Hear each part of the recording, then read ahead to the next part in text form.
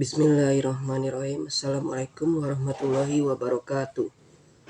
Di sini saya akan membacakan beberapa ayat Al-Quran dan hadis tentang pergaulan bebas. Yang pertama ada surat At-Tahrim ayat 6. Ya ayyuhalladzina amanu qu anfusakum wa ahlikum naru wa quduhan nasu wal hijaratu 'alaiha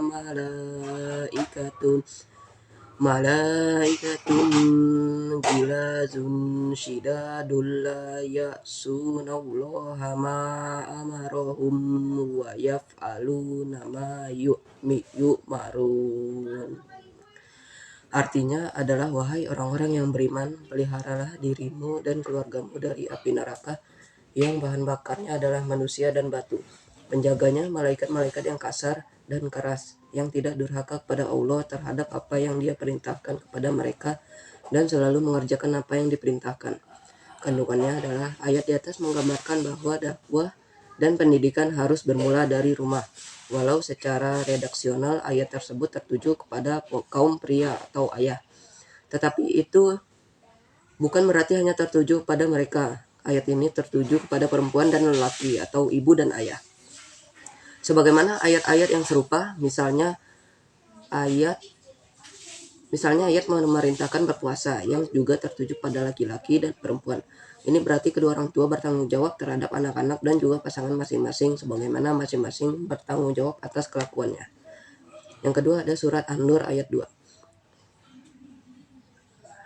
Uzzaniyatu wazzani fa'ujlidu kulla wahidin minhuma mi'ata jaldati wala ta'khuzkum bihima ra'fatun fi dinillahi in kuntum tu'minuna billahi wal yaumil akhir wal yashhad azabahuma ta'ifatum minal mu'minin.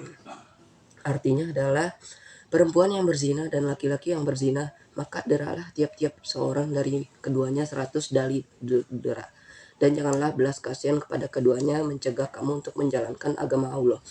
Jika kamu beriman kepada Allah dan hari kiamat, dan hendaklah pelaksanaan hukuman mereka disaksikan oleh sekumpulan orang-orang yang beriman.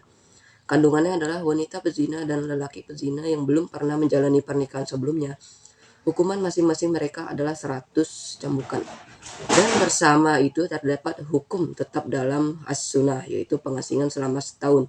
Dan janganlah rasa iba kalian terhadap mereka berdua mendorong kalian meninggalkan hukuman pidana tersebut atau meringankannya. Bila kalian beriman kepada Allah dan hari akhir, serta menjalankan hukum-hukum Islam, dan hendaknya menyaksikan pelaksanaan hukuman itu, sejumlah orang dari kalangan kaum mukminin, sebagai bentuk perlakuan buruk bagi pelaku, pencegahan, nasihat, dan pelajaran bagi orang lain. Yang ketiga ada surat Al-Isra ayat 32. Wala taqrabul zina innahu kana fahisyatan wa sya'a sabila. Artinya adalah, dan janganlah kamu mendekati zina. Sesungguhnya zina itu adalah suatu perbuatan yang keji dan suatu jalan yang buruk. Kandungannya adalah surat Al-Isra ayat 32 melarang mendekati zina. Bukan hanya melarang zina, seluruh perbuatan yang bisa menjadi sarana dan mendekatkan zina juga tegas dilarang. Yang keempat ada surat An-Nur ayat 24. Yauma tashhadu alaihim alsinatuhum wa aydihim wa arjuluhum bima kanu ya'malun. Artinya adalah, pada hari ketika lidah, tangan, dan kaki mereka menjadi saksi atas mereka terhadap apa yang dahulu mereka kerjakan. Kandungannya adalah, pada ayat ini Allah menerangkan bahwa ketika orang-orang yang jahat bergelimang dosa di dunia akan diazab di akhirat nanti. Mereka membantah dan mengingkari perbuatan jahat mereka, maka anggota tubuhnya menjadi saksi. Lidah, tangan, dan kaki mereka menjadi saksi dan menceritakan apa-apa yang telah dikerjakan di dunia. Dengan kekuasaan Allah, anggota-anggota tubuh itu bisa berbicara dan bercerita. Yang kelima ada surat An-Nur ayat 3. Az-zani la yankihu illa zaniyatan aw musyrikatan waz-zaniyatu la yankihuha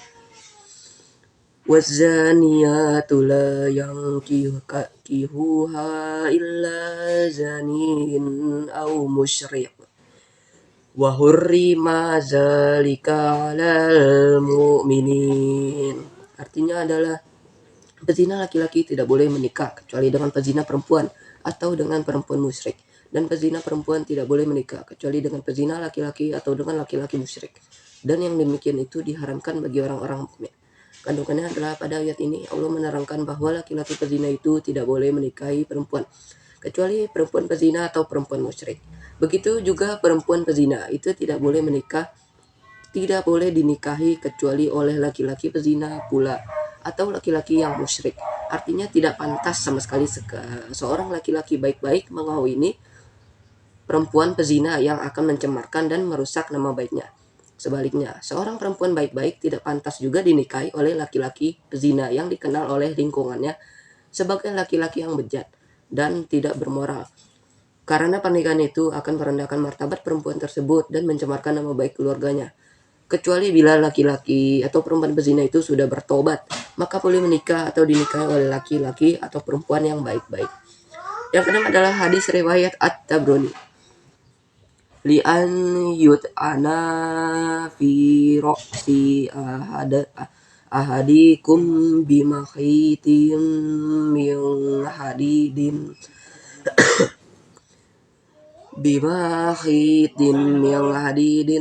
khairun lahu min an yamassa imra'atan la tahillu lahu. Artinya adalah sesungguhnya andai kepala seseorang ditusuk dengan jarum yang terbuat dari besi itu lebih baik baginya daripada menyentuh wanita yang tidak halal atau bukan mahramnya. Hadis riwayat At-Tabrani. Kandungannya adalah dalam hadis di atas sangat jelas larangan bersentuhan antara pria dan wanita yang bukan mahram. Bahkan dianalogikan lebih baik kepala ini ditusuk jarum yang panas daripada bersentuhan dengan wanita yang bukan mahramnya. Yang ketujuh adalah hadis riwayat At-Tirmizi dan Al-Hakim. Ala la yakhluwanna rajulun bi imra'atin illa ka'ana syalisahuma syaiton. Artinya adalah ingatlah bahwa tidaklah seorang laki-laki itu berkhalwat dengan seorang wanita kecuali yang ketiganya adalah setan. Hadis riwayat Ahmad, At-Tirmizi dan Al-Hakim. Kandungan menjelaskan tentang larangan kita berduaan antara pria dan wanita di tempat sunyi kecuali jika sang wanita ditemani oleh saudaranya yang semahram, baik kakak, adik ataupun pamannya. Berduaan di tempat sunyi ini biasanya adalah berpacaran dan ini berpeluang besar untuk berbuat zina, dan semua sarana yang mengantarkan pada perbuatan haram maka akan haram untuk dilakukan. Salah satunya adalah berkhalwat. Yang kedelapan ada hadis riwayat Al-Bukhari dan Muslim. Wa anhu radhiyallahu anhu qala sami'tu Rasulullah sallallahu alaihi wasallam yahtubu yaqulu la yakhluwanna rajulun bi imra'atin illa wa ma'ahadu mahramin wala tusafiru mar'atu illa ma'azi mahram. Faqamma rajulun faqala ya Rasulullah inna imra'ati kharajat hajjatan wa inni aktatabtu fi azwatin kaza wa kaza faqala yang tolik wa fahaji ma'a imra'atil atika. Artinya adalah Ibnu Abbas berkata, saya mendengar Rasulullah SAW berkhutbah, janganlah seorang laki-laki bersama dengan seorang perempuan, melainkan hendaklah ditemani mahramnya. Dan janganlah berpergian seorang perempuan, melainkan dengan mahramnya. Seorang berdiri dan berkata, Ya Rasulullah Shallallahu Alaihi Wasallam, istri saya keluar untuk haji dan saya telah mendaftarkan diri pada peperangan Anu dan Anu. Maka beliau bersabda, pergilah dan berhajilah bersama istrimu.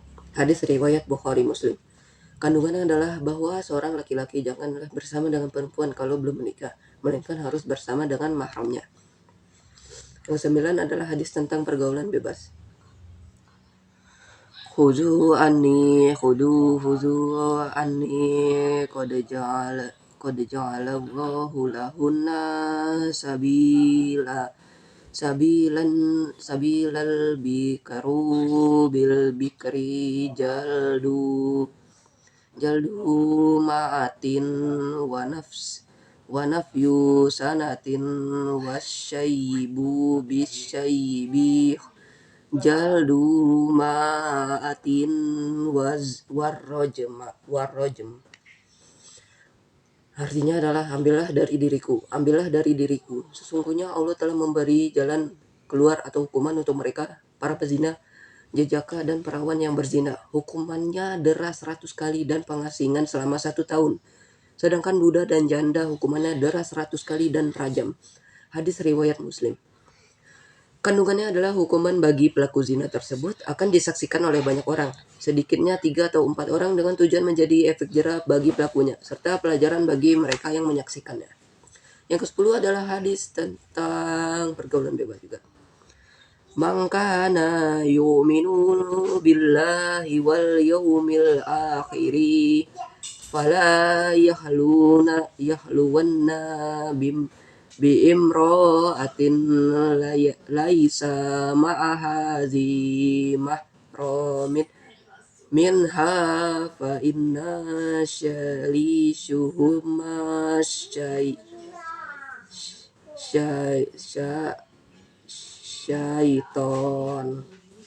Artinya adalah barang siapa beriman pada Allah dan hari akhir, maka janganlah berdua-duaan dengan wanita yang tidak bersama mahramnya.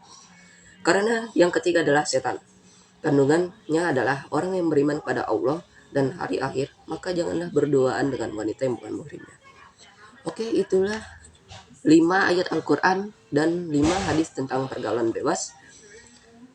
Apabila ada kesalahan saya dalam membaca Al-Quran maupun arti ataupun kandungan beserta hadisnya juga, saya mohon maaf sebesar-besarnya. Wabillahi taufiq wal hidayah. Wassalamualaikum warahmatullahi wabarakatuh.